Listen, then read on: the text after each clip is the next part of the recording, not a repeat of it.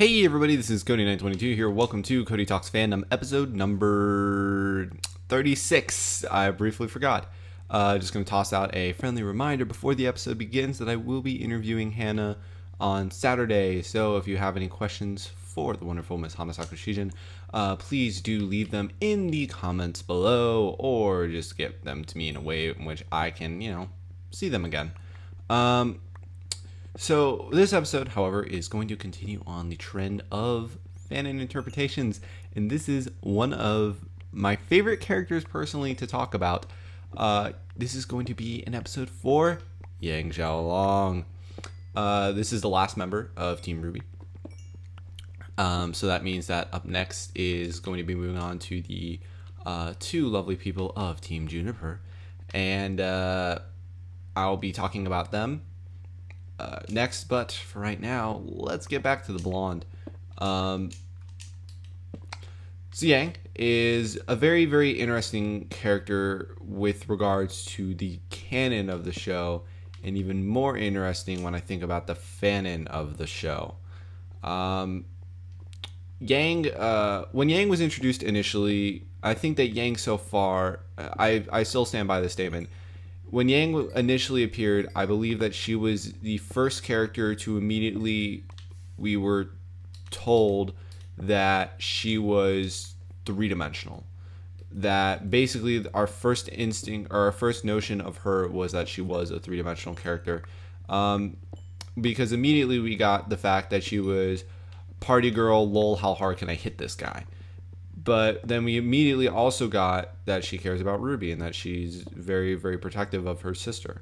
So almost instantly, Yang was three-dimensional. We still really don't have that from a lot of characters. We didn't get that for a while from a lot of characters. Weiss was a bitch all the way up until episode 8. Blake was quiet and mysterious all the way up until episode 15. And even at that, still quiet and mysterious. It's just now we know that she has a dark past, and really it took till volume 2 to get properly more dimensions out of her. Or sorry, the end of volume 1 to properly get more dimensions out of her. RWBY still honestly doesn't have. RWBY is kind of right now a one-trick pony. I hope that that'll be cured, but I can't really say anything more than she is the child who wants to be a hero. But Yang, when she was introduced, it was immediate for her. We immediately knew. So, we haven't really gotten that effect with anybody else. So that made her very, very interesting right off the bat. And I think that's kind of where things fanon-wise took off in a very, very interesting manner. Yang, it seemed as though people went one of two ways with Yang. They either took the party girl and ran with it, or they took the caring and they ran with it. Very, very rarely, initially, did Yang ever appear as having multiple dimensions. Outside of some of the higher named writers that I can think of, RWBY, or I almost said Ruby Rose as if she's writing fan fiction. Emmy though, I'll give a shout out to Emmy. Emmy obviously does that. Chris, Ivory and Hannah and all those big names, and they were obviously writing. They write all their characters with as many dimensions as they can. So, it was just kind of interesting to watch because Yang was really portrayed one of two ways. And another big thing about the fanon version of Yang that is different from the canon version was puns. Almost immediately, because Yang is Barbara and Barbara is Yang, people latched onto the idea that Yang makes a lot of puns. And what was interesting about that is the fact that really our only canon evidence of this so far has been fan service. Was the pun that Yang made was 100% fan service. Don't even argue it against it. But I just find that really, really interesting because we kind of gravitated towards this idea so much, and Rooster Teeth, being Rooster Teeth, said, you know what? We got you. All right? This is going to happen now. So I find that very, very interesting. We kind of impacted the canon as has happened a couple of times actually within the fandom.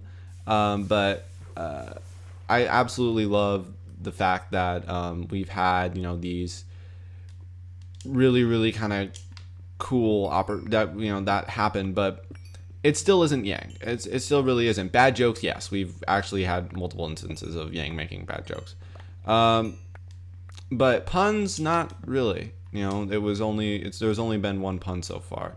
And as Barbara has actually attested to, she said, I've only had to record one pun for Yang so far. So I've always found that very interesting. I think that the biggest thing about Yang and fanon, and this is pretty much going immediately into where I think things should change for Yang, or for the character in fanon, is that Yang is just there's always seems to be difficulties in portraying Yang in a different way. Yang has been very, very cookie cutter, whether or not it is one way or the other. And reading Yang is sometimes kind of like, I've read this kind of Yang before. Very, very rarely does it kind of stray outside of that. Artwork and stuff as well, I believe. Yang, but it's a little bit harder to convey. But I think that artwork does a better job with Yang than probably anything else as like a general group, because the artwork that comes out for Yang is just spectacular every single time, it seems, and it always really feels as though it encompasses Yang in whatever individual moment that they are portraying. Whether or not it's Kino with the Yang disapproving of RWBY doing stuff or protecting RWBY from stuff, or it is just oh my god, I feel so scared of Fox, just showing off Yang bloodied, broken and bloodied, and ready to fuck actually, Neo. It always feels as though it encompasses Yang in that one particular moment, and I love it because of that. And I think that writing overall, honestly, I've made this comment back when this show was Cody Talks Fan Fiction, but I'll make it again, which is just kind of like, you really don't get much variety as far as Yang goes, and the Yang is never like a standout character and that kind of stuff. And so I think that that can be worked on, but Chrissy's really the one that brings the Yang that feels the most different. Chrissy has my favorite Yang, the most like kind of brash Yang, and I really love that.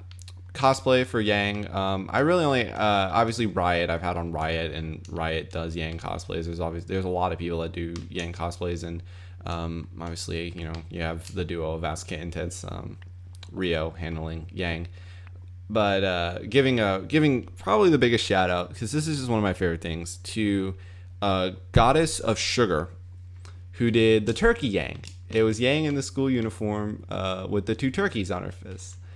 And I love that. That's like my favorite. That's one of my favorite cosplays, honestly. I just love that so much. So big shout outs to Goddess of Sugar for having one of my favorite Yangs. Riot as well. Going back to the person who I interviewed last week, you should all check that out now that story time is up. Riot, I love the pictures of Riot just being Yang in general. I heard Yang Xiao Long can't hold her liquor. I heard Cinder Falls talking shit, something like that. I love that image set so much. So I think that Yang is interesting within the context of the fanon, and I think that's the best way to describe it. Is because I don't feel as though we're portraying, except for maybe Chrissy, but even no, I'm not even going to say that, because I don't think that it's right. I think it's just different and it's refreshing. I don't think that we're portraying Yang correctly. I feel as though that there is just something missing from it, and that there needs to be more done with Yang. And what that is, I have no idea. But I feel as though that there should be something different. And so that's kind of what makes Yang different, is the fact that, what makes Yang, okay, this is going to sound really bizarre at first. What makes Yang's different is the fact that right now she just doesn't really seem to be that different. We are finally getting glimpses into Yang's past. And with that is coming less and less of, I'm a party girl, I'm strictly a party girl, and this is what I do, or I'm strictly a caring figure, motherly figure, and that's all that I do. It's getting more and more away from that, and it's getting more and more into the territory of I'm both. But there's still a part to Yang, and you can correct me if I'm wrong, but I don't believe I am, that is missing. And that is directly reflected in Yang's semblance. Yang is a character who needs confrontation. Yang needs something to confront, and she spent her whole life doing it with her mother. And in the meantime, she has also spent, and it's reflected in her semblance, because Yang is noticeably weaker when she's not getting hit, when something's not confronting her. That's how Neo beat her. She just didn't fight her. She didn't fight her, head on. So Yang is just Yang is mismatched when somebody's not punching her in the face. Yang is mismatched when there's not something directly in front of her saying, hey, fuck you. Yang is mismatched almost all the time if you don't confront her. And that's how it works for her emotionally too. That's kind of the deal with her mother. She's trying to confront her mother for leaving her, for abandoning her. Albeit, I will say, I've said this before, and this is actually a Glee quote, so shout out to all the Glee fans out there. I'm your mother. Raven is Yang's mother. What Raven is not is Yang's mom. Summer was Yang's mom, because Summer was the one who raised Yang. And so unfortunately when Summer died, RWBY lost her mother and RWBY lost her mother, mom, whatever. Yang also lost her mom, really. And that's not really going to change, but Raven is, the birth mother, and she wants to confront her, and it appears as though Yang will get that opportunity. But I want to see more of this. I want to see more of just this Yang who is actively seeking conflict or actively has conflict. In canon, we don't see her actively seeking for conflict that much, except for lol, I'ma hit these guys. We see her kind of being like, we know that Yang has conflict. She has something to confront. But I want to see more of this kind of a Yang that's like, I need something to fight. I need something to fight against. I need something to, make me want to fight for. I need something to fight, because Yang needs to fight. Whether it's physically, whether it's emotionally, she needs to get hit so that she can come up and hit it back. She cannot function otherwise. And that's one of the most interesting. That makes Yang, what I believe, have individually one of the most interesting personality traits. Apart from a couple other people. Most interesting on Team RWBY, definitely, because I don't really think that anything on RWBY is kind of quite as good as that. But Yang needs to fight. And I would really, really love to see that done in a way that is not literal. A couple times. That's what I want to see out of Yang. And I haven't really, I referenced Christy, I referenced Ivory, but even then, she's not actively looking for something to confront. And that's Yang's personality. That's what she does. That's what her semblance does. The semblance, as we learned, semblances directly reflect these characters' personalities as it came to turn out. And that was told to us directly through Blake. But indirectly, it also told us about the others. And I think that people should really, really take advantage of that. Not just in Yang, obviously. I think that the others could do it, but it's most noticeable in Yang, probably just because it's my favorite. Yang has my favorite semblance personality tie-in, undoubtedly. So,